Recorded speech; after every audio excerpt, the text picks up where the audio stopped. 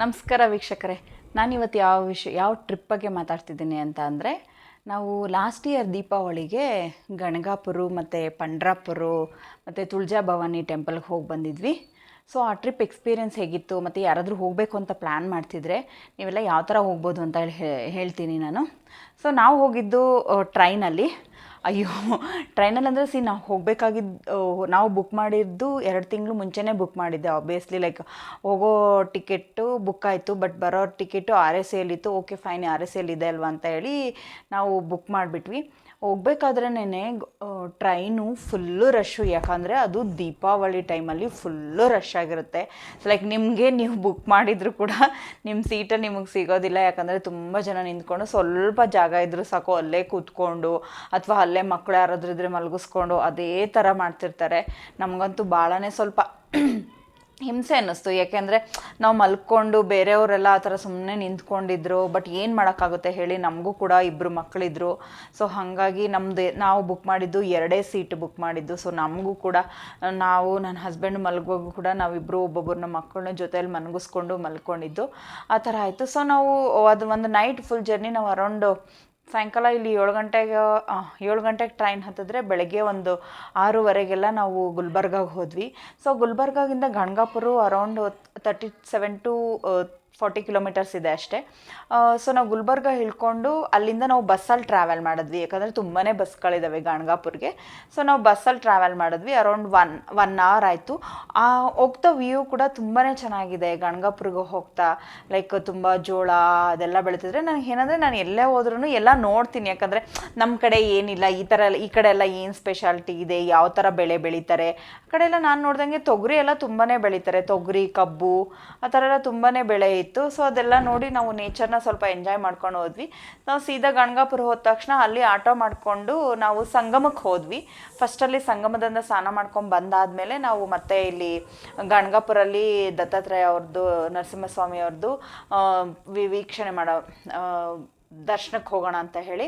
So ನಾವು ಸೀದಾ ಸಂಗಮಕ್ಕೆ ಹೋದ್ವಿ. ಸಂಗಮ ಅಂತೂ ಆ್ಯಕ್ಚುಲಿ ಹೇಳಬೇಕಂದ್ರೆ ಸಂಗಮ ಏನೇ ಆದರೂ ಯಾವುದಾದ್ರೂ ಒಂದು ಟ್ರಸ್ಟ್ ಥರ ಅಂಡರ್ ಒಂದು ಟ್ರಸ್ಟ್ ಬಂದುಬಿಟ್ಟು ಮೇಂಟೈನ್ ಮಾಡಿದ್ರೆ ತುಂಬಾ ಚೆನ್ನಾಗಿ. ಯಾಕಂದರೆ ಎಷ್ಟೋ ಚರಿತ್ರೆ ಇರೋ ಜಾಗ ಅದು. ಸಾವಿರಾರು ಸಾಕ್ಷಾತ್ ದತ್ತಾತ್ರೇಯ ಅವರೇ ಸುಮಾರು ವರ್ಷ ಬದುಕಿ ಬಾಳಿದಂಥ ಜಾಗ ಅದು. ಅದು ನನಗೇನು ಫೀಲ್ ಆಯಿತು ಅಂದರೆ, ಜನಗಳು ಹೋಗೋರು ಅಷ್ಟೇ ತುಂಬ ಅಂದರೆ ತುಂಬಾ ಗಲೀಜು ಮಾಡಿದ್ದಾರೆ ಫ್ರೆಂಡ್ಸ್. ನೀವು ಸೊ ಹೋಗಬೇಕಾದ್ರೆ ಮೆಂಟಲಿ ಪ್ರಿಪೇರ್ ಆಗೋಗಿ. ನಾವು ಯಾಕಂದರೆ ಸಂಗಮದಲ್ಲಿ ಸ್ನಾನ ಮಾಡಾದ್ಮೇಲೂ ಕೂಡ ಲೈಕ್ ವೆರಿ ಲೆಸ್ ಫೀಸಿಬಿಲಿಟಿ ಇದೆ ಡ್ರೆಸ್ ಚೇಂಜ್ಗಾಗಲಿ ಏನೇ ಆಗಲಿ. ಬಟ್ ನಾವು ಹೋಗಿರೋದಂತೂ ನಾವು ದೇವ್ರ ದರ್ಶನಕ್ಕೆ, ಲೈಕ್ ದೇವ್ರ ಜಾಗಕ್ಕೆ ಅಲ್ವಾ ಹೋಗಿರೋದು. ಸೊ ಹಾಗಾಗಿ ಅದೆಲ್ಲ ಸ್ವಲ್ಪ ಸೆಕೆಂಡರಿ ಸೈಡಲ್ಲಿ ಇಟ್ಬಿಟ್ಟು ನಾವು ಸಂಗಮದಿಂದ ಮುಳುಗೆದ್ದು ಬಂದು ಅಲ್ಲಿರೋ 2 ದೇವಸ್ಥಾನಗಳು, ಅಲ್ಲಿ ಪೀಠ ಅದೆಲ್ಲ ಇದೆ, ಅದನ್ನೆಲ್ಲನೂ ವೀಕ್ಷಣೆ ಮಾಡ್ಕೊಂಡು ನೋಡಿದ್ವಿ. ಮತ್ತು ಸ್ವಲ್ಪ ನಾವು ಬ್ರೇಕ್ಫಾಸ್ಟ್ ಮಾಡಿರಲಿಲ್ಲ. ಸೊ ನಾವು ಅಲ್ಲೇ ಹೋಗಿ ಸ್ವಲ್ಪ ಬ್ರೇಕ್ಫಾಸ್ಟ್ ಕೂಡ ಮುಗಿಸ್ಕೊಂಡು ನಾವಿನ್ನು ರಿಟರ್ನ್ ಹೋಗ್ಬೇಕಂದ್ರೆ ಆಟೋದಲ್ಲಿ ಸ್ವಲ್ಪ ಮಾತಾಡ್ಕೊಂಡ್ವಿ. ಲೈಕ್ ಇಲ್ಲೆಲ್ಲ ಯಾವುದ್ಯಾವುದು ಜಾಗಗಳಿದ್ದಾವೆ ನಮಗೆ ಗೊತ್ತಿಲ್ಲ ಅಲ್ವಾ. ಸೊ ಅಲ್ಲೇ ಅವರಾದರೆ ಸ್ವಲ್ಪ ಗೊತ್ತಿರುತ್ತೆ ಅಂತ ಹೇಳಿಬಿಟ್ಟು ನಾನು ಸುಮಾರು ಮುಂಚೆನೇ ನೋಟ್ ಮಾಡ್ಕೊಂಡಿದ್ದೆ. ಆದ್ರೂ ಅಲ್ಲಿ ಏನು ಸರಿಗೆ ಮಾಹಿತಿನೇ ಇರಲಿಲ್ಲ. ಯಾರಾದರೂ ಕೇಳಿದ್ರೆ ಈ ಜಾಗ ಎಲ್ಲಿದೆ ಅಂದರೆ ಯಾರು ಏನು ಸರಿಗೆ ಹೇಳ್ತಾ ಇರಲಿಲ್ಲ. ಸೊ ನಾವು ಏನು ಮಾಡ್ಕೊಂಡ್ವಿ ಅಂದರೆ, ನಾವು ಆಟೋದಲ್ಲೇ ಹೋಗೋಣ, ಆಟೋದವ್ರಿಗೆ ಯಾವುದಾದ್ರೂ ಜಾಗಗಳು ಗೊತ್ತಿರುತ್ತೆ ಅಲ್ವಾ, ಸೊ ಅದರಲ್ಲೇ ತೋರಿಸೋಣ ಸರಿ ಅಂತ ಹೇಳಿ ನಾವು ಆಟೋ ಮಾಡ್ಕೊಂಡೋದ್ವಿ. ನಾವು ಆಟೋದಲ್ಲಿ ಹೋಗ್ತಾನೇನೋ ಸ್ವಲ್ಪ ದೂರ ಅಲ್ಲೇ ಸಂಗಮದಿಂದ ಒಂದು ಚೂರು ಮುಂದೆ ಹೋದ ತಕ್ಷಣ ಅವರಲ್ಲಿ ಹೇಳಿದ್ರು, ಇಲ್ಲಿ ಒಂದು ಸುಮಾರು ವರ್ಷಗಳ ಹಿಂದೆ ಎಲ್ಲ ಅಂದರೆ ದೇವತೆಗಳು ಆ ಟೈಮಲ್ಲಿ ಯಜ್ಞ ನಡೆದಿರುತ್ತಂತೆ. ಅಲ್ಲಿ ಆ ಯಜ್ಞ ನಡೆಸ್ತಿರೋ ಜಾಗ ಇದೆ. ಅಲ್ಲಿ ಯೂಶ್ವಲಿ ಎಲ್ಲರೂ ಭಸ್ಮ ತಗೋತಿದ್ದಾರೆ, ಅಂದರೆ ಅದು ಮಣ್ಣನ್ನೇ ಭಸ್ಮ ಅಂತ ಹೇಳಿ ಯೂಸ್ ಮಾಡ್ತಿರ್ತಾರೆ. ಅಲ್ಲಿ ಹೋಗ್ತಾ ಇದ್ವಿ ಫ್ರೆಂಡ್ಸ್, ಆಯಿತಾ. ಮೇನ್ ರೋಡಿಂದ ಒಂದು ಸ್ವಲ್ಪ ದೂರ, ಅಟ್ಲೀಸ್ಟ್ ಒಂದು 100 ಮೀಟರ್ 200 ಮೀಟರ್ ಅಷ್ಟೇ. ಅವ್ರು ಆಟೋದವ್ರು ನಿಲ್ಲಿಸಿದ ತಕ್ಷಣ ಅಲ್ಲಿ ಹೋಗ್ತಿದ್ವಿ. ನಾವು ಹೋಗ್ತಾರೋ ವೇಗ ಒಂದು ಚಿಕ್ಕ ಗುಡಿಸ್ಲಿದ್ರು ಗೊತ್ತಾ, ಅಲ್ಲೆಲ್ಲ ವೃದ್ಧರು, ಸುಮಾರು ಏಜ್ ಆಗಿದೆ, ಅರೌಂಡ್ 70-80 ಇಯರ್ಸು. ಬಟ್ ಒಬ್ಬೊಬ್ಬರೇ ಇದ್ದಾರೆ. ಆ ಗುಡಿಸ್ಲು ನೋಡೋಕ್ಕೆ ಎಷ್ಟು ಚೆನ್ನಾಗಿದ್ದಾವೆ ಗೊತ್ತಾ. ತುಂಬ ಸಣ್ಣ ಗುಡಿಸ್ಲು. ಅವ್ರಿಗೆ ಜಸ್ಟ್ ಲೈಕ್ ಅದರಲ್ಲೇ ಒಂದು ಸ್ವಲ್ಪ ಜಾಗ ಅಡುಗೆ ಮಾಡ್ಕೊಳಕ್ಕಿದ್ದಾರೆ, ಒಂದು ಸ್ವಲ್ಪ ಜಾಗ ಮಲ್ಕೊಳಕ್ಕಿದೆ, ಮತ್ತು ಹೊರಗಡೆ ಒಂದು ವಾಶ್ರೂಮ್ ಥರ ಸ್ವಲ್ಪನೇ ಜಾಗ ಇದೆ. ಬಟ್ ಅದು ತುಂಬ ಅಂದರೆ ತುಂಬಾ ಕ್ಲೀನಾಗಿತ್ತು. ನನಗಂತೂ ಸಂಗಮದ ಹತ್ರ ಅದೆಲ್ಲ ನೋಡಿ, ಯಾಕಂದರೆ ಸಂಗಮದ ಹತ್ರ ಪೂಜೆದು ಎಲ್ಲ ಏನು ಕ್ಲೀನೇ ಮಾಡಿರಲ್ಲ. ತುಂಬ ಅಂದರೆ ತುಂಬ ತುಂಬಾ ಹನ್ನಜಿನೆ ಲೈಕ್ ಮೇಂಟೈನ್ ಮಾಡಿರಲಿಲ್ಲ. ಸೊ ನಾನು ಇಲ್ಲಿ ಬಂದು ನೋಡಿದ ತಕ್ಷಣ ನನಗೆ ಆ ಕ್ಲೀನ್ ನೋಡಿ ನನಗೆ ಭಾಳನೇ ಖುಷಿ ಆಯಿತು. ಮತ್ತು ಅಲ್ಲೂ ಅಷ್ಟೇ ಸ್ವಲ್ಪ ಜನ ಎಲ್ಲ ಬೇರೆಯವರೆಲ್ಲ ಭಸ್ಮ ತೊಗೋತಿದ್ರು, ನಾವು ಕೂಡ ಸ್ವಲ್ಪ ಭಸ್ಮ ಅಂದರೆ ಆ ಮಣ್ಣನ್ನು ತೊಗೊಂಡು ಬಂದ್ವಿ. ಬಂದ ತಕ್ಷಣ ನಾವು ಸೀದಾ ಬಂದಿದ್ದು ದತ್ತಾತ್ರೇಯ ಪೀಠದ ಹತ್ರ ಬಂದ್ವಿ. ಅಲ್ಲಿ ಅದಕ್ಕಿಂತ ಮುಂಚೆ ಅವರೊಂದು ಇನ್ನೊಂದು ದೇವಸ್ಥಾನ ಇದೆ ಬನ್ನಿ ಮೇಡಮ್ ಅಂತ ಹೇಳಿ ಆಟೋದವರೇ ಅಲ್ಲಿಗೂ ಕರ್ಕೊಂಡೋದ್ರು. ಸೊ ಆಟೋದವ್ರು ಇನ್ನೊಂದು ಹತ್ರ ಅಲ್ಲಿನೂ ಶನಿ ಮಹಾತ್ಮೆಗೆ ಫೇಮಸ್ ಅಂತೆ. ಸೊ ಅಲ್ಲಿ ಹೋಗಿ ನಮಸ್ಕಾರ ಹಾಕ್ಕೊಂಡು ಅಲ್ಲಿ ಏನೋ ಶನಿ ಮಹಾತ್ಮೆಗೆ ಸ್ವಲ್ಪ ಎಣ್ಣೆ ಎಲ್ಲ ಹಾಕ್ಕೊಂಡು ನಾವು ಮತ್ತೆ ಇಲ್ಲಿ ಬಂದು ನಮ್ಮನ್ನು ಡ್ರಾಪ್ ಮಾಡಿದ್ರು ಪೀಠದ ಹತ್ರ. ಸೊ ನಾವು ಪೀಠಕ್ಕೆ ದರ್ಶನಕ್ಕೆ ಹೋಗೋಣ ಅಂತಂದರೆ ಗೈಸು ತುಂಬ ಅಂದರೆ ತುಂಬಾ ರಶ್ ಇತ್ತು. ಯಾಕಂದರೆ 12:30 ಯಾವುದೋ ಒಂದು ಮಹಾ ಹೋಮ ಲೈಕ್ ಮಹಾಪೂಜೆ ನಡೀತದೆ. ದತ್ತಾತ್ರೇಯದ್ದು ನಿಮ್ಗೆಲ್ಲರಿಗೂ ಗೊತ್ತೇ ಇರೋದು ಗಣಗಾಪುರ ಸ್ವಲ್ಪ ನೆಗೆಟಿವ್ ಎನರ್ಜಿ ಇಂಪ್ಯಾಕ್ಟ್ ಆಗಿರೋರು ಅಲ್ಲೆಲ್ಲ ತುಂಬ ಜನ ಇರ್ತಾರೆ ಅಂತ. ಸೊ ನಾವು ಆ್ಯಕ್ಚುಲಿ ಅದನ್ನು ನೋಡಬೇಕು ಅಂದ್ಕೊಂಡಿದ್ವಿ. ನಾನು ಮುಂಚೆ ಎಲ್ಲೂ ಆ ಥರ ಅಷ್ಟೊಂದು ನೋಡಿರಲಿಲ್ಲ. ನೋಡಬೇಕು ಅಂತ ನಾವು ಅಲ್ಲಿ ವೆಯ್ಟ್ ಮಾಡಿದ್ವಿ ಲೈಕ್ 12:30 ದರ್ಶನಕ್ಕೆ ಹೋಗೋಣ ಅಂತ. ದರ್ಶನ ಅಂದರೆ ಫುಲ್ ಅಂದರೆ ತುಂಬಾ ಜನ. ಆದ್ರೂ ಲೈಕ್ ನಾವು ಟಿಕೆಟ್ ತೊಗೊಂಡು ಸಮ್ 100-200 ಈಚ್ ಪರ್ಸನ್ಗೆ ಪೇ ಮಾಡಿ ನಾವು ಟಿಕೆಟಲ್ಲಿ ಹೋದ್ವಿ. ಟಿಕೆಟಲ್ಲಿ ಹೋಗಿ ದರ್ಶನ ಚೆನ್ನಾಗೇ ಆಯಿತು. ದೇವ್ರದ್ದು ನಮಸ್ಕಾರ, ಅವ್ರದ್ದು ಮುಖ ಅಂತೂ ತುಂಬಾ ಚೆನ್ನಾಗಿರುತ್ತೆ. ಅಲಂಕಾರನೂ ಅಷ್ಟೇ ಭಾಳ ಚೆನ್ನಾಗಿ ಮಾಡ್ತಾರೆ. ಆದರೆ ಏನು ಮಾಡ್ತಾರೆ, ಸ್ವಲ್ಪ ಹೊತ್ತು ಅಷ್ಟೇ ಟೈಮ್ ಇರುತ್ತೆ, ಬೇಗ ಹಂಗೆ ಕೈ ಮುಕ್ಕೊಂಡು ಹಿಂಗೆ ಬಂದುಬಿಡ್ಬೇಕು ಅಷ್ಟೇ. ಆಮೇಲೆ ಬರ್ತಾ ಅದೆಲ್ಲ ಪೂಜೆ ಎಲ್ಲ ಆಯಿತು. 12:30 ಆಯಿತು, ಹೋಮ ಶುರುವಾಯಿತು. ಫುಲ್ಲು ಜನಗಳೆಲ್ಲ ಎದ್ದು ಆ ಥರ ನೆಗೆಟಿವ್ ಫೋರ್ಸ್ ಇಂಪ್ಯಾಕ್ಟ್ ಆಗಿರೋರೆಲ್ಲ ಅಲ್ಲೆಲ್ಲ ಕಂಬಿ ಎಲ್ಲ ಇಟ್ಕೊಂಡು ಡ್ಯಾನ್ಸ್ ಮಾಡಿಕೊಂಡು ಫುಲ್ಲು ನನ್ನ ಮಕ್ಕಳು ನಾನು ಅಂದ್ಕೊಂಡೆ ಸ್ವಲ್ಪ ಹೆದರ್ಕೋತಾರೇನೋ ಅಂತ. ಆದರೆ ನಾವು ಅವ್ರನ್ನ ಸ್ವಲ್ಪ ಮುಂಚೆನೇ ಮೆಂಟಲಿ ಪ್ರಿಪೇರ್ ಮಾಡಿದ್ವಿ. ಹಾಗಾಗಿ ಅವ್ರೇನು ಅಷ್ಟು ಹೆದರಲಿಲ್ಲ. ಅವರು ಸ್ವಲ್ಪ ನೋಡಿದ್ರು. ಆಮೇಲೆ ನಾವು ತುಂಬ ಜಾಸ್ತಿ ಹೊತ್ತು ಇರೋದು ಬೇಡ ಅಂತ ಹೇಳ್ಬಿಟ್ಟು ನಾವು ಈಚೆ ಬಂದ್ವಿ. ಅದರಲ್ಲಿ ಪೂಜೆ ಆದ ತಕ್ಷಣ ಎಲೆಗಳು ಹಂಚ್ತಿರ್ತಾರೆ. ಲೈಕ್ ನಮಗೆ ಗೊತ್ತಾಗಲ್ಲ ಯಾಕಿದು ಎಲೆಗಳು ಹಂಚ್ತಿದ್ದಾರೆ ಅಂತ. ನಾನು ಆಮೇಲೆ ಅಲ್ಲಿ ಕೂತಿರುವಾಗ ನಾವು ಕೇಳಿದ್ವಿ ಪಕ್ಕ ಕೂತಿರೋದು ಏನಕ್ಕೆ ಈ ಥರ ಎಲೆ ಎಲ್ಲ ಇದು ಮಾಡ್ತಾರೆ ಅಂತ ಹೇಳಿ. ಅವ್ರು ಹೇಳಿದ್ರು ಲೈಕ್ ಹೊರಗಡೆ ಭಿಕ್ಷಾ ಕೊಡ್ತಿರ್ತಾರೆ, ನೀವು ಇದರಿಂದ ಇಸ್ಕೋಬೇಕು ಅಂತ ಹೇಳಿ. ಸೊ ಆ ಥರ ಮಾಡೋದ್ರಿಂದ ಏನು ಗೊತ್ತಾ, ನಾವು ಯಾವುದಾನಾಗಲಿ ನಾವು ಹೋಟೆಲ್ಗೆ ಹೋಗಿ ಎಷ್ಟೇ ದುಡ್ಡು ಖರ್ಚು ಮಾಡ್ಕೊಂಡು ಏನೇ ತಿನ್ಬೋದು. ಈ ಥರ ಭಿಕ್ಷೆ ಬೇಡಿ ತಿಂತೀವಲ್ವ, ಅದು ಎಷ್ಟೋ ನಮ್ಮ ಕರ್ಮಗಳು ಸವಿತವೆ. ಅಲಾಂಗ್ ವಿತ್ ದಟ್ ಲೈಕ್ ನಮ್ಗಲ್ಲಿ ಈಗೋ ಹೋಗುತ್ತೆ. ಅದು ಭಾಳ ಇಂಪಾರ್ಟೆಂಟ್. ಯಾಕಂದರೆ ನಮಗೆಲ್ಲ ತುಂಬಾ ಈಗೋ ಇದೆ. ಯಾರಿಗೇ ಆಗಲಿ, ನನಗೆ ಆಗಲಿ, ನಿಮಗೆ ಆಗಲಿ, ಎಲ್ರಿಗೂ ಇದ್ದೇ ಇರುತ್ತೆ. ನಮ್ಗೆ ಅದು ಗೊತ್ತಿರಲ್ಲ ಅಷ್ಟು, ನಾವು ಅದು ಐಡೆಂಟಿಫೈ ಮಾಡಲ್ಲ. ನಾವು ಹೋಗಿ ಒಬ್ಬರು ಮುಂದೆ ಈ ಥರ ಭಿಕ್ಷೆ ಬೇಡ್ಕೊಂಡು ಸ್ವಲ್ಪ ಅನ್ನ ಇಸ್ಕೊಂಡು ತಿಂತೀವಲ್ವ, ಅದು ತುಂಬ ನಿಮ್ಮ ಮೈಂಡ್ಸೆಟ್ ಮೇಲೆ ಇಂಪ್ಯಾಕ್ಟ್ ಆಗುತ್ತೆ. ಸೊ ನಮ್ಮ ಮಕ್ಕಳಿಗೂ ಕೂಡ ಆ್ಯಕ್ಚುಲಿ ನನ್ನ ದೊಡ್ಡ ಮಗ ಸ್ವಲ್ಪ ಇದು ಮಾಡ್ದ.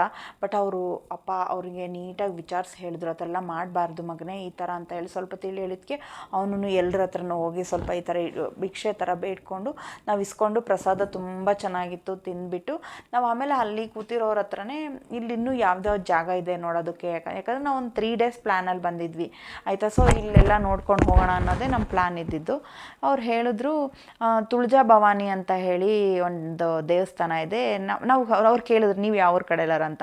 ನಾವು ಬೆಂಗಳೂರು ಸೈಡ್ ಅವರು, ಆ ಕಡೆಯವರ ಅಂತ ಅಂದ ತಕ್ಷಣ ಅವರು ನಿಮಗೆಲ್ಲ ಮೈಸೂರು ಚಾಮುಂಡಿ ಅಮ್ಮ ಯಾವ ಥರ ಅಲ್ವಾ, ನಿಮಗೆ ಅಮ್ಮ ಅಂದರೆ ಲೈಕ್ ಎಲ್ರಿಗೂ ಥರ ತುಂಬ ಅಟ್ಯಾಚ್ಮೆಂಟ್ ಅಲ್ಲ. ಸೊ ಇಲ್ಲಿ ಅವ್ರಿಗೆ ತುಳಜಾ ಭವಾನಿ ಅಂದರು ಅದೇ ಥರ.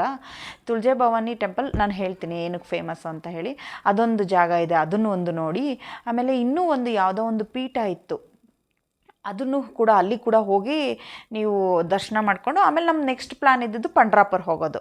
ಸೊ ನಾವು ಅಲ್ಲಿ ಪಂಡ್ರಾಪುರ ಹೋಗೋ ಅಂತ ಹೇಳಿ ಪ್ಲ್ಯಾನ್ ಮಾಡಿದ್ವಿ. ಸೊ ನಮ್ದು ಅರೌಂಡು 1:30 ಆ ಥರ ಅಲ್ಲಿ ದೇವಸ್ಥಾನದಿಂದ ನಾವು ಬಸ್ ಸ್ಟ್ಯಾಂಡಿಗೆ ಬಂದ್ವಿ. ನಾವೆಲ್ಲೋ ಪೀಠ ಇತ್ತಲ್ಲ, ಅದು ಆ್ಯಕ್ಚುಲಿ ನನಗೆ ನೇಮ್ ನೆನಪಿಲ್ಲ. ನಂಗೆ ನೆನಪಂದರೆ ಹೇಳ್ತೀನಿ, ಅಥವಾ ನಿಮಗೆ ಯಾರಿಗಾದ್ರೂ ಗೊತ್ತಿದ್ದರೆ ಕಮೆಂಟ್ಸಲ್ಲಿ ತಿಳಿಸಿ. ಅಲ್ಲಿ ಹೋದ್ವಿ, ಆ ಊರಿಗೆ ಬಸ್ ಇತ್ತು. ನಾವೇನಂದ್ರೆ ಬಸ್ ಹತ್ತಿದ್ವಿ, ಲೈಕ್ ಎಲ್ಲ ಫುಲ್ಲಾಗಿತ್ತು. ಮೇ ಬಿ ನಾವಿಬ್ಬರು ಹತ್ತಿದ್ವಿ, ಇಬ್ರಿಗೂ ಸೀಟಿಲ್ಲ. ನಾವು ಅಂದ್ಕೊಂಡ್ವಿ ಯಾವುದಾದ್ರೂ ಜಾಗ ಇರುತ್ತೆ ಬಿಡಿ, ಮಕ್ಕಳಿದಾರಲ್ವ ಸೀಟ್ ಸಿಗುತ್ತೆ ಅಂತ ಹೇಳ್ಕೊಂಬಂದ್ವಿ. ಆದರೆ ಸೀರಿಯಸ್ಲಿ ಗೊತ್ತಾ, ನಿಯರ್ಲಿ 2 hours ಆಗಿದೆ. ರೋಡ್ ಚೆನ್ನಾಗೇ ಇತ್ತು, ಬಸ್ಸೂ ಚೆನ್ನಾಗೇ ಇತ್ತು. ಆದರೆ 2.5 hours ಗೊತ್ತಾ, ಜನ ಅಲ್ಲಿ ಸ್ವಲ್ಪ ಅಟ್ಲೀಸ್ಟ್ ಮಗು ಇದೆ ಅಂತ ನಾವು ರಿಕ್ವೆಸ್ಟ್ ಮಾಡ್ಕೊಂಡ್ರು ಯಾರು ಸ್ವಲ್ಪ ಜಾಗ ಕೂಡ ಕೊಡಲಿಲ್ಲ ಗೊತ್ತಾ. ಸೊ ನಾವು ಅಂದ್ಕೊಂಡ್ವಿ ಅಯ್ಯೋ ಇದೇನಿದೆ ಈ ಥರ ಆಯಿತು. ಬಟ್ ನಮಗೆ ಬೇರೆ ಆಪ್ಷನ್ ಇಲ್ಲ, ನಾವು ಆಲ್ರೆಡಿ ಬಸ್ ಹತ್ಬಿಟ್ಟಿದ್ವಿ.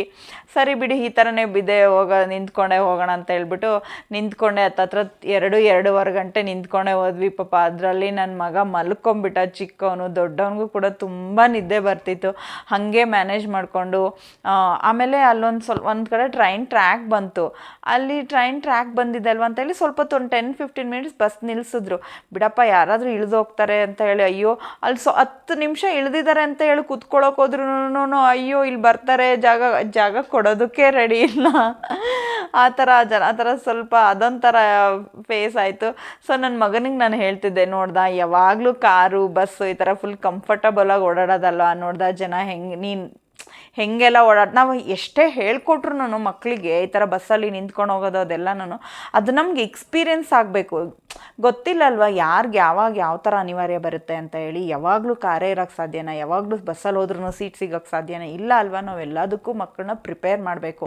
ಸೊ ನಾನು ನನ್ನ ಹಸ್ಬೆಂಡು ಸ್ವಲ್ಪ ಅದೇ ಥರದವರು, like we are ready to accept anything. ಏನೇ ಬಂದ್ರೂ ಪಾಸಿಟಿವ್ ತೊಗೋಬೇಕು ಅನ್ನೋದು ಅದೊಂದು ಮೈಂಡ್ಸೆಟ್ ಇಟ್ಕೊಂಡಿರ್ತೀವಿ. ಸೊ ಹಾಗಾಗಿ ಇಟ್ಸ್ ಓಕೆ, ಇರಲಿ ಬಿಡು, ಏನು ಮಾಡೋಕ್ಕಾಗಲ್ಲ ಅಂತ ಹೇಳಿಬಿಟ್ಟು ಸೊ ನಾವು ಹಾಗೆ ನಾವು ಅಲ್ಲಿ ಹೋದ್ವಿ. ಅಲ್ಲಿ ಇಳಿದ್ಬಿಟ್ಟು ಆಮೇಲೆ ಆಟೋ ತೊಗೊಂಡು ಅಲ್ಲಿ ಪೀಠ ಏನೋ ಇತ್ತು ಅದನ್ನು ನೋಡಿಕೊಂಡು ಊಟಕ್ಕೆ ಅಲ್ಲೇ ಊಟ ಮಾಡಿದ್ವಿ. ಊಟನೂ ಚೆನ್ನಾಗಿತ್ತು. ಊಟ ಮುಗಿಸ್ಕೊಂಡು ನಾವು ನೆಕ್ಸ್ಟ್ ನಮ್ಮ ಪಯಣ ಇದ್ದಿದ್ದು ಪಂಡ್ರಾಪುರ್ಗೆ. ಸೊ ಪ್ರಾಬ್ಲಮ್ ಏನಾಯಿತು ಅಂದರೆ ಇಲ್ಲಿ ಪಂಡ್ರಾಪುರ್ಗೆ ಡೈರೆಕ್ಟ್ ಬಸ್ ಇಲ್ಲ. ಹೋಗ್ಲಿ ಬಿಡು, ಪಂಡ್ರಾಪುರಕ್ಕೆ ಡೈರೆಕ್ಟ್ ಬಸ್ ಎಲ್ಲ ಇನ್ನೇನು ಮಾಡೋದು ಆಪ್ಷನ್ ಇರೋದು. ಸೊ ನಾವು ಕೇಳಿದ್ವಿ ಪಂಡ್ರಾಪುರಕ್ಕೆ ಹೋಗಬೇಕು ಅಂದರೆ ಇಲ್ಲಿಂದ ಇಲ್ಲಿ ಯಾವ ಥರ ಕನೆಕ್ಟಿವಿಟಿ ಇದೆ ಅಂತ ಹೇಳಿ. ಅವ್ರು ಹೇಳಿದ್ರು ನೀವು ಸೋಮನಾಥ್ಪುರ ಅಲ್ಲ, ನಾನು ಆ ಊರ ಹೆಸರು ಹೇಳ್ತೀನಿ ನಿಮಗೆ. ಅಲ್ಲೊಂದು ಸೋಲಾಪುರ್ಗೆ ಹೋಗಿ ಸೋಲಾಪುರದಿಂದ ನಿಮಗೆ ಪಂಡ್ರಾಪುರ ತುಂಬಾ ಬಸ್ಗಳಿರುತ್ತೆ ಅಂತ ಹೇಳಿದ್ರು. ಹೌದಾ ಅಂತ ಹೇಳ್ಬಿಟ್ಟು ಸರಿ ಅಂತೇಳಿ ನಾವು ಸೋಲಾಪುರ್ಗೆ ಹೋದ್ವಿ. ಸೋಲಾಪುರಲ್ಲಿ ಬಸ್ ಸ್ಟ್ಯಾಂಡಲ್ಲಿ ಇಳ್ಕೊಂಡ ತಕ್ಷಣ ನಮಗೆ Pandharpur bus next day ready ಇತ್ತು. ಸದ್ಯ ಪಂಡ್ರಾಪುರ ಬಸ್ ಸಿಕ್ಕಿದೆ ಅಂತ ಹೇಳ್ಬಿಟ್ಟು ಅಲ್ಲಿ ನಾವು ಸ್ವಲ್ಪ ಕಾಶಿಯಸ್ ಆದ್ವಿ. ಯಾಕಂದರೆ ನಿಂತ್ಕೊಂಡು ಬಂದಿದ್ವಿ ಅಲ್ವಾ, ಅದಕ್ಕಿಂತ ಮುಂಚೆ ಎಲ್ಲನೂ. ಸೊ ಇಲ್ಲಿ ಸೀಟ್ ಸಿಗುತ್ತಾ ಇಲ್ವಾ ಅಂತ ಹೇಳ್ಬಿಟ್ಟು ಸ್ವಲ್ಪ ಸೀಟೆಲ್ಲ ಸಿಕ್ತು, ಚೆನ್ನಾಗೋಯ್ತು ಬಸ್ಸು ಅಂತಲೇ. ಸೊ ಪಂಡ್ರಾಪುರ ಬಸ್ ಇತ್ತು. ಆದರೆ ನನಗೆ ಅಲ್ಲಿ ಗೊತ್ತಾಗಿತ್ತು ಏನು ಅಂತ ಅಂದರೆ ನಮಗಿಲ್ಲಿ ಇದು ಫ್ರೀ ಅಂತ ಹೇಳಿ. ಹುಡುಗಿಯರಿಗೆಲ್ಲ ಬಸ್ ಚಾರ್ಜ್ ಎಲ್ಲ ಕಡಿಮೆ ಅಂತ ಅಲ್ಲಿ ಇಲ್ಲ, ಮತ್ತು ಮಕ್ಕಳಿಗೇನೋ ಹಾಫ್ ಚಾರ್ಜೋ ಏನೋ ಇತ್ತು. ಪರವಾಗಿಲ್ಲ. ನಾನು ಅಂದೆ ಇಲ್ಲಿಯವ್ರಿಗೆ ಅಷ್ಟೇ, ಲೋಕಲೇಟ್ಸರ್ಸ್ಗೇನೋ ಎಲ್ಲರಿಗೂ ಇಲ್ಲ, ಆಲ್ ಓವರ್ ಯಾವುದೇ ಇದರಿಂದ ಬಂದ್ರೂ ಹುಡುಗಿಯರಿಗೆಲ್ಲ ಫ್ರೀ ಅಂತ. ಅದು ಕರ್ನಾಟಕದ ಇಂಪ್ಯಾಕ್ಟ್ ಇಲ್ಲಿದೆ ಅಂದ್ಕೊಂಡೆ ಆವಾಗ. ಸೊ ನಮಗೂ ಟಿಕೆಟ್ ಇಲ್ದಂಗೆ ಆಯಿತು.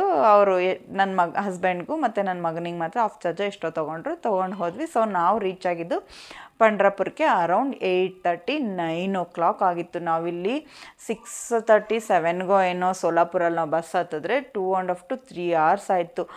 ಗೈಸ್ ಫುಲ್ಲು ಮಳೆ ಅಂದರೆ ಸಿಕ್ಕಾಪಟ್ಟೆ ಮಳೆ ಗೊತ್ತಾ. ನಾವು ಪಂಡ್ರಾಪುರ ರೀಚ್ ಆಗೋ ಅಷ್ಟರಲ್ಲಿ ತುಂಬ ಅಂದರೆ ತುಂಬ ಮಳೆ ಬರ್ತಿತ್ತು. ನಾವು ಪಂಡ್ರಾಪುರ ರೀಚ್ ಆದಾಗ ನಾವು ಆ್ಯಕ್ಚುಲಿ ರೂಮ್ ಬುಕ್ ಮಾಡಿದ್ದು ಪಂಡ್ರಾಪುರದ ಹತ್ರ ಇಸ್ಕಾನ್ ಅವ್ರದ್ದಿದೆ ಅಲ್ವಾ, ಅಲ್ಲೆಲ್ಲೋ ನಾನು ರೂಮ್ ಬುಕ್ ಮಾಡಿದ್ದು. ಬಟ್ ಅದಕ್ಕೂ ಬಸ್ ಸ್ಟ್ಯಾಂಡ್ಗೂ ತುಂಬ ದೂರ ಇತ್ತು. ನಾವು ಆಟೋದವ್ರನ್ನ ಕೇಳಿದ್ರೆ ಇಲ್ಲ ಆ ಕಡೆ ದೂರ ಇದೆ ಅಂತೇಳಿ ಆಟೋ ಫೇರೇ ಸುಮಾರು 800, 500, 600 ಎಲ್ಲ ಕೇಳ್ತಿದ್ರು. ಸೊ ನಾವೇನು ಅಂದ್ಕೊಂಡ್ವಿ ಅಂತ ಅಂದರೆ ಲೈಕ್ ಹೋಗ್ಲಿ ಬಿಡಿ, ಇಲ್ಲಿ ನಿಯರಲ್ಲಿ ಯಾವುದಾದ್ರೂ ಸಿಗುತ್ತಾ ಸ್ಟೇ ಮಾಡೋದಕ್ಕೆ ಅಂತ ಕೇಳಿದ್ವಿ. ಅವ್ರು ಆಟೋದವ್ರು ಸರಿ ಕರ್ಕೊಂಡು ಹೋಗ್ತೀವಿ ಬನ್ನಿ ಅಂತೇಳಿ. ದೇವಸ್ಥಾನದ್ದು ಟ್ರಸ್ಟ್ ಅವ್ರದ್ದೇ ಇದೆ, ಬಟ್ ಅದು ಪೇಯ್ಡ್ ಅಂತ ಅಂದರು. ಸರಿ ಪರವಾಗಿಲ್ಲ ಕರ್ಕೊಂಡೋಗಿ ಅಂದರೆ ನಿಯರ್ಲಿ 1000 ಪೇ ಮಾಡಿಸ್ಕೊಂಡ್ರು. ಬಟ್ ರೂಮ್ಸ್ ಚೆನ್ನಾಗಿತ್ತು, ಫೀಸಿಬಲ್ ಚೆನ್ನಾಗಿತ್ತು ಅಂದರೆ ಸೂಪರ್ ಲಕ್ಸುರಿಯಾಗಿ ಆ ಥರ ಎಲ್ಲ ತಿಳ್ಕೊಬೇಡಿ, ನಾರ್ಮಲ್ ಫೀಸಿಬಲ್ ಆಗಿತ್ತು. ನಾನು ನಿಮಗೆಲ್ಲ ಇದ್ರದ್ದು ಫೋಟೋಸ್ ಆ್ಯಡ್ ಮಾಡ್ತೀನಿ ಲಾಸ್ಟಲ್ಲಿ ನೋಡಿ. ಅದು ಚೆನ್ನಾಗಿತ್ತು. ಸೊ ನಾವು ಅಲ್ಲೇ ರೂಮ್ಗೆ ಊಟ ತರಿಸ್ಕೊಂಡು ಊಟ ಮಾಡಿ ನಾವು ನೆಕ್ಸ್ಟ್ ಡೇ ಬೆಳಗ್ಗೆನೇ ಬೇಗ ಹೋಗೋಣ ದರ್ಶನಕ್ಕೆ ಅಂತ ಹೇಳ್ಬಿಟ್ಟು ಬೆಳಗ್ಗೆ ಬೇಗ ಎದ್ದು ದರ್ಶನಕ್ಕೆ ಹೋದ್ವಿ ಫ್ರೆಂಡ್ಸ್. ಅರೌಂಡ್ 7 o'clock ಎಲ್ಲ ದರ್ಶನಕ್ಕೆ ಹೋಗೋಣ ಅಂತ ಹೇಳಿ ನಿಂತ್ಕೊಂಡ್ರೆ ಇಲ್ಲೂ ಅಷ್ಟೇ ಗೊತ್ತಾ, ಫಸ್ಟ್ ಎಷ್ಟು ದೂರ ಕ್ಯೂ ಅಂತ ಅಂದರೆ ಪಂಡ್ರಾಪುರಲ್ಲೂ ಕೂಡ ಅಷ್ಟೊಂದು ಜನ ಬರ್ತಿರ್ತಾರೆ ದೇವ್ರ ದರ್ಶನ ಮಾಡೋದಕ್ಕೆ. ಆದರೂ ಅಲ್ಲೂ ಅಷ್ಟೇ ದರ್ಶನಕ್ಕೆಲ್ಲ ಏನೂ ವಸತಿ ಇಲ್ಲ ಗೊತ್ತಾ. ತುಂಬ ಅಂದರೆ ತುಂಬ ಅನ್ಹೈಜಿನ್ನು. ಫಸ್ಟು ನಾವು ಹೋದ್ವಿ, ಮುಖ ದರ್ಶನ ಮಾಡ್ಕೊಂಡ್ವಿ. ನಾವು ಅಂದ್ಕೊಂಡ್ವಿ ಇಷ್ಟೇನಾ ದರ್ಶನ ಮುಗೀತು ಅಂದರೆ. ಬಟ್ ಅಲ್ಲಿ ಗಮನಿಸಿದ್ರೆ ಜನ ತುಂಬ ಹತ್ರಕ್ಕೆ ಹೋಗ್ತಿದ್ರು.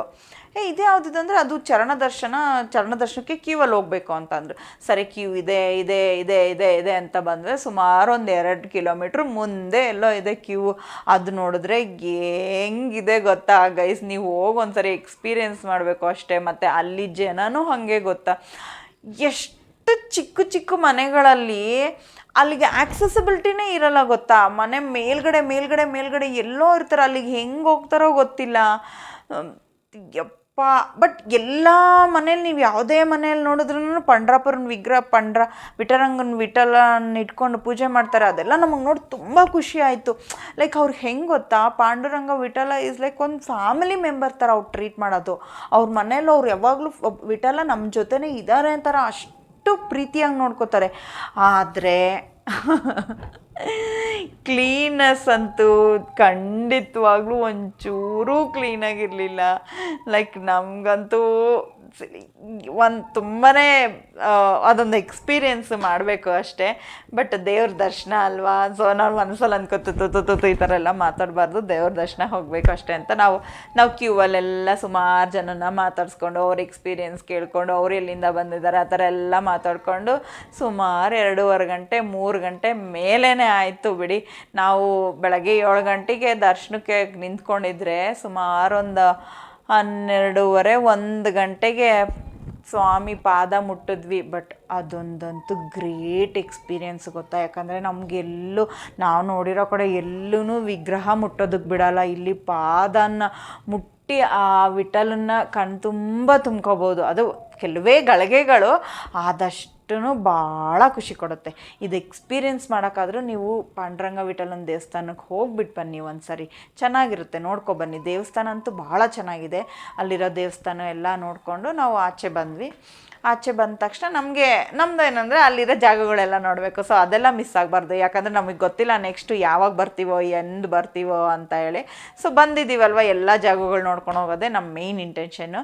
ಸೊ ಹಾಗಾಗಿ ನಾವೊಂದು ಆಟೋ ಮಾತಾಡ್ಕೊಂಡ್ವಿ. ಲೈಕ್ ನಮಗೆ ಇಲ್ಲಿರೋದೆಲ್ಲ ಜಾಗಗಳು ತೋರಿಸ್ಬೇಕು, ಏನು ಚಾರ್ಜ್ ತಗೋತೀರ, ಅರೌಂಡ್ 800-900 ಹೇಳಿದ್ರು. ಸರಿ ನಡೀರಿ ಅಂತ ಹೇಳ್ಬಿಟ್ಟು ನಾವು ಯೂಶ್ವಲಿ ಎಲ್ಲಾದರೂ ಹೋದಾಗ 2 ವೀಲರೋ ಅಥವಾ 4 ವೀಲರೋ ಬುಕ್ ಮಾಡೋಕೆ ನೋಡ್ಕೊಂಡ್ವಿ. ಬಟ್ ನಾನು ಸರ್ಚ್ ಮಾಡಿದೆ ಗೂಗಲಲ್ಲಿ, ಆ ಥರ ಆಪ್ಷನ್ಸ್ ಯಾವುದು ಬರಲಿಲ್ಲ ನನಗೆ. ಸರಿ ಬಿಡು, ಅಲ್ಲಿರೋ ಲೋಕಲೈಟ್ಸ್ ಆಟೋದಲ್ಲ ಅಂತ ಹೇಳ್ಬಿಟ್ಟು ಒಂದು ಆಟೋ ಮಾತಾಡ್ಕೊಂಡು ಅವರೊಂದು 10 ಜಾಗ ತೋರಿಸಿದ್ರು. ಅದರಲ್ಲಿ ವರ್ತಿದ್ದು ಒಂದು 2-3 ಜಾಗ. ಒಂದು ಇಸ್ಕಾನ್ ಕರ್ಕೊಂಬಂದರು. ಅಲ್ಲಿ ಅದೊಂದು ಆರ್ಕಿಟೆಕ್ಚರ್ ಅದೆಲ್ಲ ಚೆನ್ನಾಗಿದೆ. ಅದನ್ನು ಅಲ್ಲಿ ಮತ್ತು ಇಸ್ಕಾನ್ ಹೋಗಿದ್ದ ತಕ್ಷಣ ಏನಂದರೆ ಅಲ್ಲಿ ಪೂಜೆ ನಡೀತಾ ಇತ್ತು. ಸೊ ಇಸ್ಕಾನ್ ಅವ್ರ ಪೂಜೆ ಎಕ್ಸ್ಪೀರಿಯೆನ್ಸ್ ಮಾಡೋದೇ ಒಂದು ಭಾಗ್ಯ ಬಿಡಿ. ಅದು ಒಂದು ಎಕ್ಸ್ಪೀರಿಯೆನ್ಸ್ ಮಾಡ್ಕೊಂಡು ಬಂದ್ವಿ. ಆಮೇಲೆ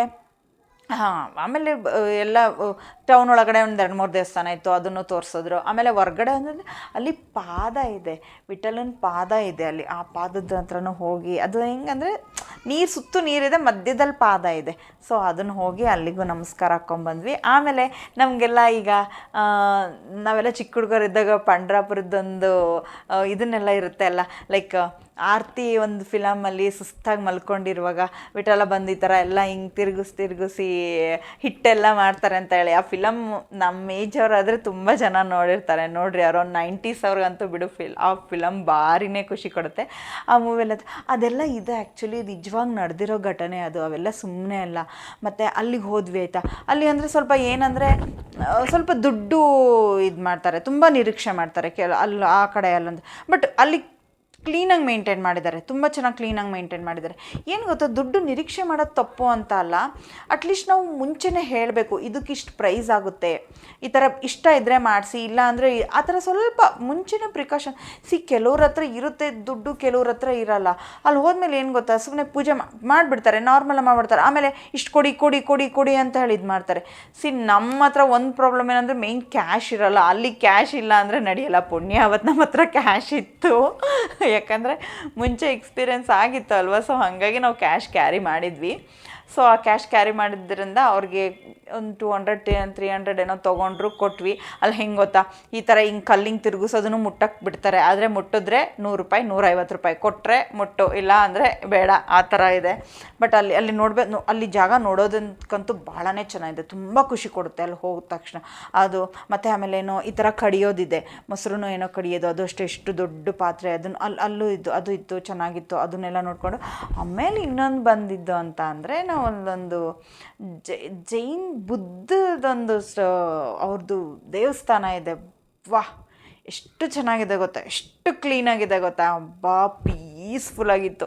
ಅಯ್ಯೋ ಅದರೊಳಗೆ ನನ್ನ ಮಗ ಏನಂದರೆ ಸೈಲೆಂಟಾಗಿರಬೇಕು ಅನ್ನೋ ಜಾಗದಲ್ಲೇ ನಾವು ಬೇಕು ಅಂತೇಳಿ ಓ ಅಂತ ಹೇಳಿ ಕಿರ್ಚ್ತಾ ಇರ್ತಾನಪ್ಪ. ಅವನಂತೂ ಯಾವಾಗಲೂ ಹಿಂಗೆ ತರಲೆ ಅವರು ಶ್ ಅಂತಲೇ ಇರ್ತಾರೆ, ಇವ್ನು ಬೇಕು ಅಂತ ಸೌಂಡ್ ಮಾಡ್ತಿರ್ತಾರೆ. ಸೊ ನಮ್ಗೆ ಆ್ಯಕ್ಚುಲಿ ಅಲ್ಲಿ ಜಾಗ ತುಂಬಾ ಚೆನ್ನಾಗಿತ್ತು. ನಂಗೆ ಸಮಾಧಾನವಾಗಿ ಅಪ್ಪ ಗಜಿಬಿಜಿಗೆಲ್ಲ ಓಡಾಡ್ಕೊಂಡು ಅಲ್ಲಿ ಸುಸ್ತಾಗಿ ಸ್ವಲ್ಪ ಹೊತ್ತು ಕೂರೋಣ ಅನ್ನೋ ಆಸೆ. ಆದರೆ ಇವನು ಬಿಡ್ತಾನೆ ಇಲ್ಲ, ಯಾವಾಗಲೂ ಸೌಂಡ್ ಮಾಡ್ತಿದ್ದಾನೆ.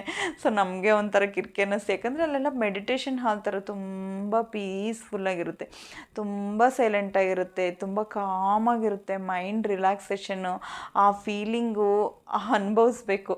ಆ ಥರ ಅಷ್ಟು ಚೆನ್ನಾಗಿರುತ್ತೆ. ಅಲ್ಲಿ ವಸತಿಗಳು ಕೂಡ ಇದ್ದಾವೆ. ಅರೌಂಡ್ 2000-3000 ಅಂತೆ. ನಾವು ಕೇಳಿದ್ವಿ, ನಾವು ವಸತಿ ಇರುತ್ತಾ ಅಂತ ಹೇಳಿ. ಅವರು ಇಲ್ಲ ಮೇಡಮ್ ನೀವು ಮುಂಚೆನೇ ಬುಕ್ ಮಾಡ್ಕೋಬೇಕು ಅಂತ ಅಂದು. ಆ್ಯಕ್ಚುಲಿ ನಮ್ಮದು ನೆಕ್ಸ್ಟ್ ಪ್ಲ್ಯಾನ್ ಏನಂದರೆ ನಾವು ತುಳಜಾ ಭವಾನಿಗೆ ಹೋಗೋದು. ಸೊ ತುಳಜಾ ಭವಾನಿಗೆ 4 o'clock 5 o'clock ಅಲ್ಲೇ ಆಗೋಯ್ತು. ನಾವೇನು ಅಂದ್ಕೊಂಡ್ವಿ, ಇಲ್ಲಿ ಚೆನ್ನಾಗಿದೆ ಅಲ್ವಾ, ಇಲ್ಲೇ ಸ್ಟೇ ಮಾಡಿಬಿಟ್ಟು ನೆಕ್ಸ್ಟ್ ಡೇಗೆ ಹೋಗೋಣ ಅಂತ ಹೇಳಿ ಅಂದ್ಕೊಂಡ್ವಿ. ಬಟ್ ಅವರಿಲ್ಲ, ನೀವು ಇಲ್ಲಿ ಸ್ಟೇ ಮಾಡೋಕ್ಕಾಗಲ್ಲ, ಮುಂಚೆನೇ ಬುಕ್ ಮಾಡ್ಕೋಬೇಕು ಅಂತ ಅಂದರು. ಸರಿ ಬಿಡಿ, ನಮ್ಮ ಪ್ಲ್ಯಾನ್ ಇರೋದೇನು ತುಳಜಾ ಭವಾನಿಗೆ ಅಲ್ವಾ ಹೋಗೋದು ಅಂದ್ಕೊಂಡು ನಾವೇನು ಅಂದ್ಕೊಂಡ್ವಿ, ಫಸ್ಟು ಸೋಲಾಪುರಲ್ಲಿ ಇವತ್ತು ಆ ದಿನ ನೈಟ್ ಸ್ಟೇ ಮಾಡಿಬಿಟ್ಟು, ಯಾಕಂದರೆ ನಮಗೆ ಟ್ರೈನ್ ಇದ್ದಿದ್ದು ನೆಕ್ಸ್ಟ್ ಡೇ ಈವ್ನಿಂಗ್ 7 o'clock ಇದ್ದಿದ್ದು. ನಾವೇನು ಅಂದ್ಕೊಂಡ್ವಿ, ಸೋಲಾಪುರಕ್ಕೆ ಹೋಗಿ ನೈಟ್ ಸ್ಟೇ ಅಲ್ಲಿ ಮಾಡೋಣ. ಸ್ಟೇ ಮಾಡಾದಮೇಲೆ ನೆಕ್ಸ್ಟ್ ಡೇ ಬೆಳಗ್ಗೆ ಎದ್ದ ತಕ್ಷಣ ನಾವು ತುಳಜಾ ಭವಾನಿ ದರ್ಶನ ಮಾಡಿಕೊಂಡು ಮುಗಿಸ್ಕೊಂಡು ಬಂದು ಆಮೇಲೆ ಮತ್ತೆ ಸೋಲಾಪುರಲ್ಲಿ 1-2 ದೇವಸ್ಥಾನ ಐತೆ, ಅದನ್ನು ನೋಡಿಕೊಂಡು ಸ್ವಲ್ಪ ಟೈಮ್ ಸ್ಪೆಂಡ್ ಮಾಡಾದ್ಮೇಲೆ ಸ್ವಲ್ಪ ಶಾಪಿಂಗ್ ಏನಾದರೂ ಮಾಡೋದಿದ್ರೆ ಮಾಡಿಕೊಂಡು ಆಮೇಲೆ ನಾವು ಈವ್ನಿಂಗ್ ಇದಕ್ಕೆ ಹೋಗೋಣ, ಟ್ರೈನ್ ಹತ್ತೋಣ ಅನ್ನೋದು ನಮ್ಮ ಪ್ಲ್ಯಾನ್ ಇತ್ತು. ನಾವೇನು ಮಾಡಿದ್ವಿ, ಬಸ್ ಹತ್ಕೊಂಡ್ವಿ. ಸೇಮ್ ಗೈಸ್, ಅಲ್ಲೂ ಅಷ್ಟೇ ಬಸ್ಸು ತುಂಬ ರಶ್ಶು, ಜಾಗ ಇಲ್ಲ. ಬಟ್ ಪುಣ್ಯಕ್ಕೆ ನಮಗೆ ಸೀಟ್ ಸಿಕ್ತು. ಒಂದು ತಾತ ನಮಗೆ ಸೀಟ್ ಕೊಟ್ಟರು, ಮಗು ಇದೆ ಅಂತ ಹೇಳ್ಬಿಟ್ಟು. ಅಪ್ಪ ತಾತ ಸೀಟ್ ಕೊಟ್ಟಿದ್ದಾರೆ ಅಂತ ಹೇಳಿ ಖುಷಿಯಾಗಿ ಕೂತ್ಕೊಂಡು ಬಂದ್ವಿ. ನಾವು ಸೋಲಾಪುರಕ್ಕೆ ಟಿಕೆಟ್ ತೊಗೋತಿದ್ವಿ. ಆಮೇಲೆ ಅಲ್ಲಿ ಹಿಂಗೆ ಬಸ್ಸಲ್ಲಿ ಯಾರ್ದು ಮಾತಾಡ್ತಿದ್ರೆ, ಇದು ತುಳಜಾಪುರ್ಗೂ ಹೋಗುತ್ತೆ ಅಂತ ಅಂದರು. ಹಂಗಾದ್ರೆ ಅಯ್ಯೋ ಪರವಾಗಿಲ್ಲ ಬಿಡು, ಹಂಗಾರೆ ಇದೇ ಬಸ್ಸಲ್ಲಿ ಕಂಟಿನ್ಯೂ ಮಾಡೋಣ ಅಂತ ಹೇಳ್ಬಿಟ್ಟು ನಾವು ಮತ್ತೆ ಸೋಲಾಪುರಕ್ಕೆ ಹೋದ್ಮೇಲೆ ನಾವು ಟಿಕೆಟ್ ಎಕ್ಸ್ಟೆಂಡ್ ಮಾಡ್ಕೊಂಡು ನಾವು ಸೀದಾ ಹೋಗಿದ್ದು ತುಳಜಾಪುರ ಕೂಡ ಭಾಳ ಚೆನ್ನಾಗಿದೆ ಈಗ ಫ್ರೆಂಡ್ಸ್. ಅದು ಬೆಟ್ಟದ ಮೇಲಿದೆ. ಸೊ ಅಲ್ಲಿ ಇಳ್ಕೊಂಡ ತಕ್ಷಣ ಬಸ್ ಸ್ಟ್ಯಾಂಡಲ್ಲಿ ಇಳ್ಕೊಂಡು ನಮಗೂ ಅಲ್ಲಿ ನಾವು ರೂಮ್ ಬುಕ್ ಮಾಡಿಲ್ಲ, ಎಲ್ಲಿಗೆ ಹೋಗಬೇಕು ಏನೋ ಅಂತ ಗೊತ್ತಿಲ್ಲ. ಆಟೋದವ್ರನ್ನೂ ಕೇಳಿದ್ವಿ. ಬಟ್ ಇಲ್ಲೊಂದು ಏನು ಗೊತ್ತಾ, ಆಟೋ ಫೇರ್ಸ್ ಎಲ್ಲ ಸ್ವಲ್ಪ ರೀಸನಬಲ್ ಆಗಿತ್ತು. ಏನು ಗೊತ್ತಾ, ನಮ್ಗೆ ಇಲ್ಲೆಲ್ಲ ಬೆಂಗಳೂರಲ್ಲಿ ಸ್ವಲ್ಪ ದೂರ ಆಯ್ತು ಅಂದ್ರೆ 100, 150, 200 ರೂಪಾಯಿ ಕೇಳ್ತಾರೆ. ಅಲ್ಲೆಲ್ಲ ಕೇಳ್ತಿದ್ದಿದ್ದೆ 50 ರೂಪಾಯಿ. ಸೊ ನಾವು ಮತ್ತೇನು ಬಾರ್ಗೇನ್ ಏನು ಮಾಡ್ತಿರಲಿಲ್ಲ, ಸುಮ್ಮನೆ ಹತ್ಕೋತಿದ್ವಿ. ಅಂದರೆ ಅದು ಹತ್ರನೇ ಇತ್ತು. ಹೋದ್ವಿ, ಅಲ್ಲಿ ಅವರು ಒಂದು ರೂಮ್ ತೋರಿಸಿದ್ರು. ಆ ರೂಮು ಅಷ್ಟೇ ನಾಟ್ ಬ್ಯಾಡ್. ಏನು ಗೊತ್ತಾ, ನಮಗೆ ಆಲ್ರೆಡಿ ತುಂಬ ಸ್ಟ್ರೈನ್ ಆಗಿತ್ತು. ನಾವು ಮತ್ತೆ ಪ್ರತಿ ಕಡೆ ಹೋಗಿ ನೋಡಿಕೊಂಡು ರೂಮ್ ಎಲ್ಲ ಬುಕ್ ಮಾಡಿಕೊಂಡು, ನಂಗೆ ಅಷ್ಟು ಪೇಷನ್ಸ್ ಇರಲಿಲ್ಲ, ಏನಿಲ್ಲ. ನನಗೂ ಹಸ್ಬೆಂಡ್ಗೂ ಸರಿ ಬಿಡು, ಯಾವ ಥರ ನಾನು ಇರಲಿ ಅಂತ ಹೇಳಿಬಿಟ್ಟು ಫಸ್ಟ್ ಬಂದುಬಿಟ್ವಿ. ರೂಮಿಗೆ ಬಂದು ಸ್ವಲ್ಪ ಫ್ರೆಶ್ ಅಪ್ ಆಗಿ ನಾವು ಅಂದ್ಕೊಂಡ್ವಿ ಈಗಲೇ ದರ್ಶನ ಮಾಡ್ಕೊಂಬರೋಣ, ಹೋಗೋಣ ಅಂತ ಹೇಳಿ. ಅರೌಂಡ್ 7:30 ಏನೋ ಆಗಿತ್ತು. ಸರಿ ಬಿಡು ಹೋಗೋಣ ಅಂತ ಹೇಳ್ಬಿಟ್ಟು ಸ್ವಲ್ಪ ಫ್ರೆಶ್ ಅಪ್ ಆಗಿ ದರ್ಶನ ಮಾಡೋಣ ಅಂತ ಹೋದರೆ ತುಂಬ ಅಂದರೆ ತುಂಬಾ ರಶ್ ಇತ್ತು. ಮತ್ತು ಅಲ್ಲಿ ಅವ್ರು ಹೇಳಿದ್ರು, ಇಲ್ಲ ಅದು ಕ್ಲೋಸ್ ಆಗಿಬಿಡುತ್ತೆ, ಇಷ್ಟೊತ್ತವರೆಗೂ ಇರಲ್ಲ, 7:30, ಅದು ತುಂಬ ಲೇಟ್ ಆಗುತ್ತೆ ಅಂತಂದರು. ಸೊ ನಮ್ಮ ಪ್ಲ್ಯಾನ್ ಇತ್ತು, ಸೊ ನಾಳೆ ಬೆಳಗ್ಗೆ ಅರ್ಲಿ ಮಾರ್ನಿಂಗೇ ಬೇಗ ಎದ್ದು ದರ್ಶನ ಮುಗಿಸ್ಕೊಳ್ಳೋಣ ಅಂತ ಹೇಳಿ. ಅಲ್ಲಿ ಲೈಟಿಂಗ್ಸ್ ಎಲ್ಲ ಭಾಳ ಚೆನ್ನಾಗಿತ್ತು. ಸೊ ಲೈಟಿಂಗ್ಸ್ ಎಲ್ಲ ನೋಡಿದ್ವಿ. ಸ್ವಲ್ಪ ಸ್ಟ್ರೀಟ್ ಶಾಪಿಂಗ್ ಎಲ್ಲ ಭಾಳ ಚೆನ್ನಾಗಿತ್ತು. ಸ್ಟ್ರೀಟ್ ಸ್ವಲ್ಪ ಎಲ್ಲ ಸುಮ್ಮನೆ ನೋಡ್ಕೊಂಡ್ವಿ. ಮಾಮೂಲಿ ಇರುತ್ತಲ್ಲ ಸ್ಟ್ರೀಟ್ ಶಾಪಿಂಗಲ್ಲಿ, ಯಾವ ಶಾಪಿಂಗನ್ನಾಗಲಿ ಮಕ್ಕಳದ್ದು ಏನಾದರೂ ಅದು ಕೊಡಿಸಿ ಇದು ಕೊಡಿಸಿ ಅಂತಾರಲ್ಲ, ಅವ್ರಿಗೂ ಸ್ವಲ್ಪ ಏನೇನೋ ಕೊಡಿಸ್ಕೊಂಡ್ವಿ. ಸಣ್ಣ ಪುಟ್ಟದೆಲ್ಲ ಆಟ ಸಾಮಾನು, ಬಬಲ್ಸ್ ಅಂತ ಅದು ಇದು ಕೊಡಿಸ್ಕೊಂಡು ಬಂದು ಊಟ ಮಾಡ್ಕೊಂಡು ಮಲ್ಕೊಂಡ್ವಿ. ಬೆಳಗ್ಗೆ ಬೇಗ ಎದ್ದು ದರ್ಶನ ಮಾಡೋಣ ಅಂತ ಹೇಳಿ ಹೋದ್ವಿ. ಗೈಸ್ ಇಲ್ಲೂ ಅಷ್ಟೇ ಗೊತ್ತಾ, ಫುಲ್ ಅಂದರೆ ಫುಲ್ ರಶ್.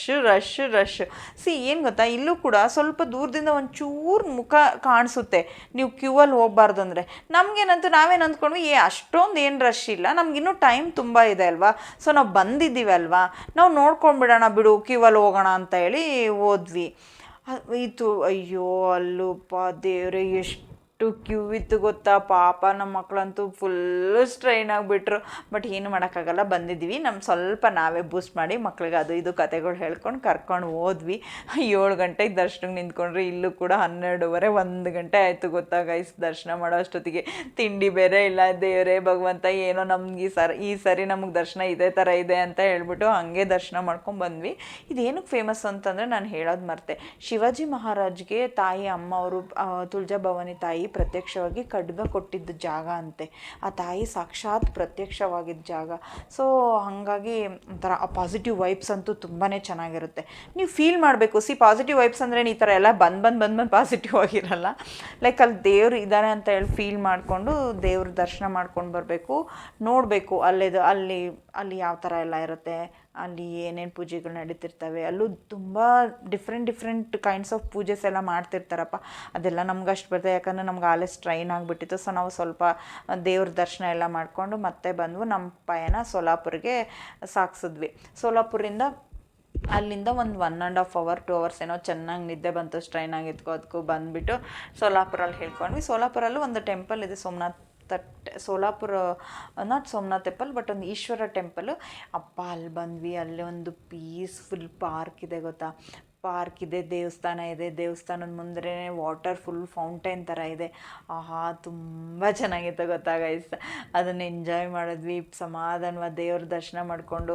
ಏನೋ ದೇವ್ರದ್ದೆಲ್ಲ ಚರಿತ್ರೆ ಕಥೆ ಎಲ್ಲ ಹೇಳ್ತಿದ್ರು, ಅದನ್ನು ಸ್ವಲ್ಪ ಕೇಳಿಕೊಂಡು ಬಂದು ಮತ್ತೆ ಆಚೆ ಬಂದ್ವಿ. ಇನ್ನೂ ಅಲ್ಲಿಗೆ ಜಸ್ಟ್ 1 hour ನಮ್ಗೆ ಅದೆಲ್ಲ ಆಗೋಯ್ತು. ಬಟ್ ನಮ್ಗೆ ಇನ್ನೂ 2 hours ಟೈಮ್ ಇತ್ತು. ಸೊ ಏನು ಮಾಡೋಣಪ್ಪ ಅಂದ್ಕೋತಿದ್ವಿ.